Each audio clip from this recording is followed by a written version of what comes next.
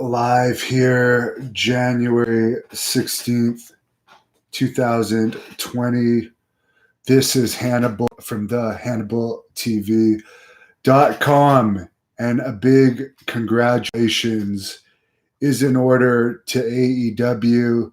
They have been signed by TNT for a deal worth $175 million, and they're going to be on TNT through 2023. So apparently this is going to make AEW profitable this year with this new deal now being in place. Apparently it's for a lot more than their original deal was for. So I think overall that is a great thing for wrestling because it ensures WWE will have some major competition in the US through 2023, basically for the next 4 years. Because when there was no competition for WWE, the quality dropped. The quality's still dropping, but hopefully this competition will heat up at some point. So I really do wish them luck on that. Speaking of WWE, I haven't heard if AEW did anything for Rocky Johnson passing, but there was a 10-bell salute at the NXT event tonight in memory of Rocky Johnson, who I've done a couple interviews with, actually, 2 interviews with, and I met him numerous times. Once when I was with Billy Graham, and he had a lot of respect for Billy Graham. I was actually impressed, but from what I understand from Tony Atlas, he's been sick for a couple of weeks. I don't know any more details than that. No cause of death has been released. He was the first African-American WWE Tag Team Champions with Tony Atlas, and he held the titles for 5 months. It was kind of a bad ending, I guess, and I don't think Rocky Johnson ever came back as a regular performer for WWE. Of course, he was used a few times when The Rock, Dwayne Johnson, his son, who he trained, was in WWE. So not only did Rocky Johnson train Dwayne Johnson, I believe he may have had a hand in Orlando Jordan, the former WWE wrestler's training. I believe he may have even had a hand in Sylvain Granier's training. And for a while, he was also employed by Ohio Valley Wrestling when it was a developmental territory. However, it didn't last. Now, Ohio Valley Wrestling trained John Cena, Brock Lesnar, Batista.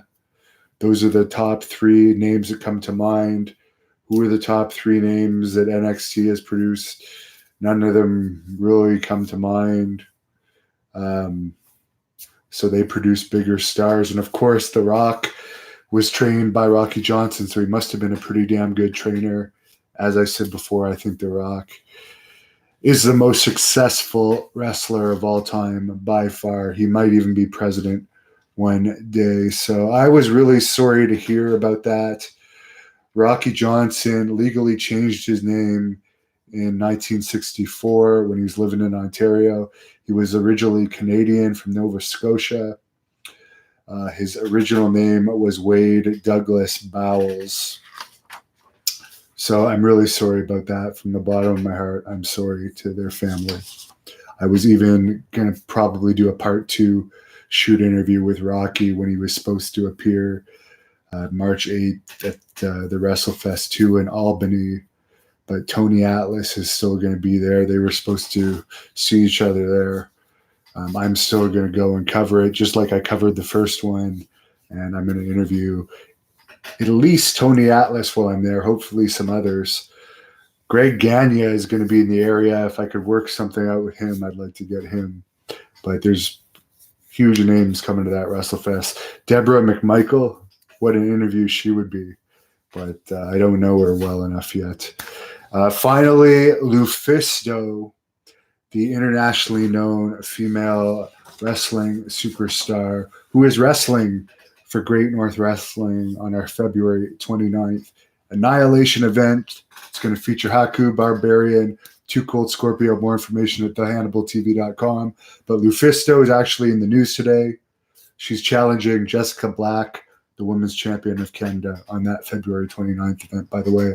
But she's been in the news today because I guess it's come out through the behind-the-scenes channels that the reason why she's not signed to a major company right now is because there's rumors that she's not healthy. She's released a statement saying she's medically clear and healthy. So she should be in a major company. So I wish her good luck with that. They could use her. Mario Martinez Jr. says Al Snow bought OVW, right? Yeah, he's running it now. I actually did a shoot interview with him, the second shoot interview I did with him right after he bought it.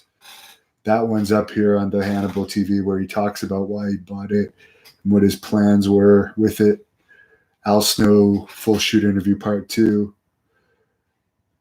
Sandeep Joel says AEW needs bigger guys. Well, they've made some good strides with Brian Cage. Killer Cross will probably go to AEW or WWE. I'll imagine. He is wrestling one time for MLW on their Philadelphia show, but I could see Killer Cross going where the big money is. PCW or PWC 24/7, would I do a shoot with draws? Yes, I would. Sucka Trudeau says, yeah, Stampede never had big guys and was the best.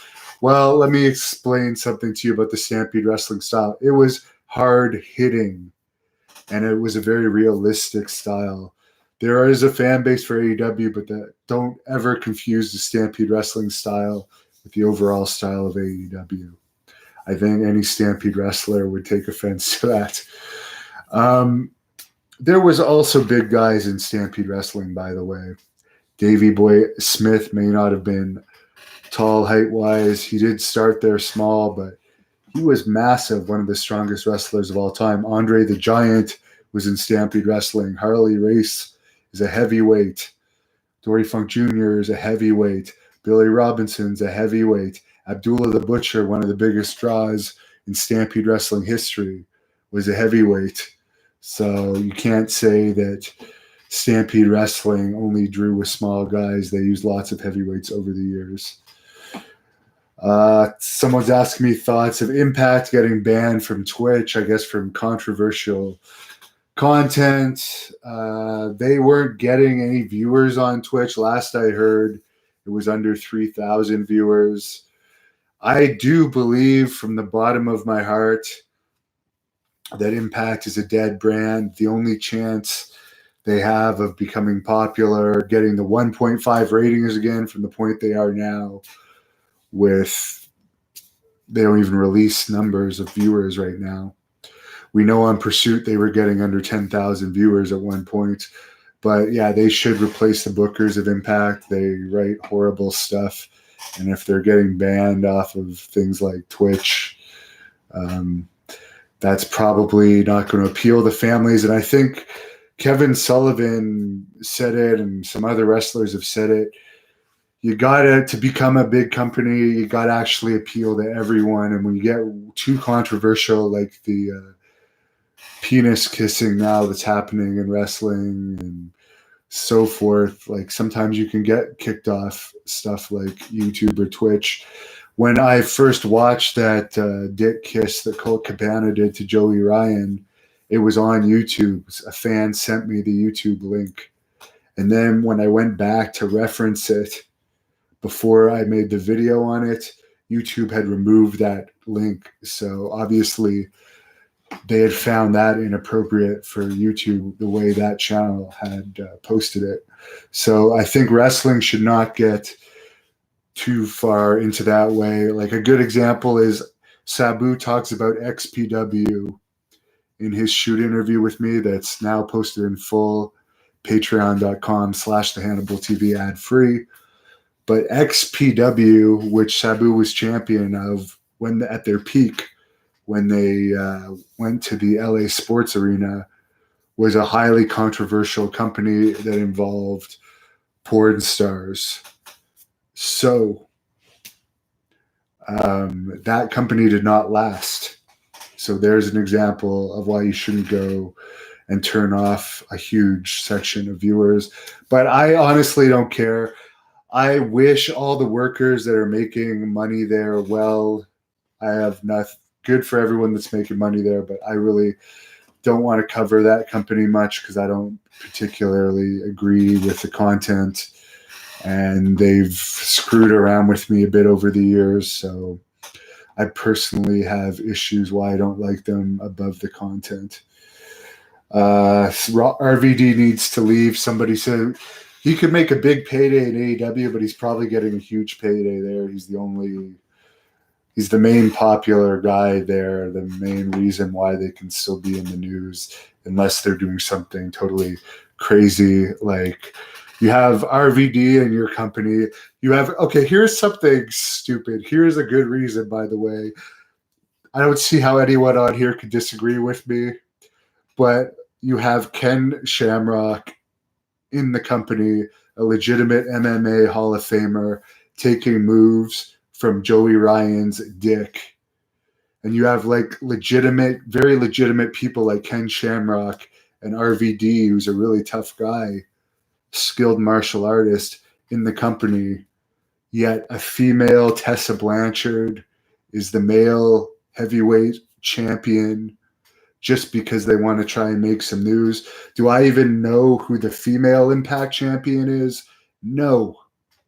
I couldn't even tell you a female wrestler in Impact other than Tessa Blanchard, because you've made the male champion, so you've made your female division look like shit and your male division look like shit. So fuck you, Impact Wrestling. You suck.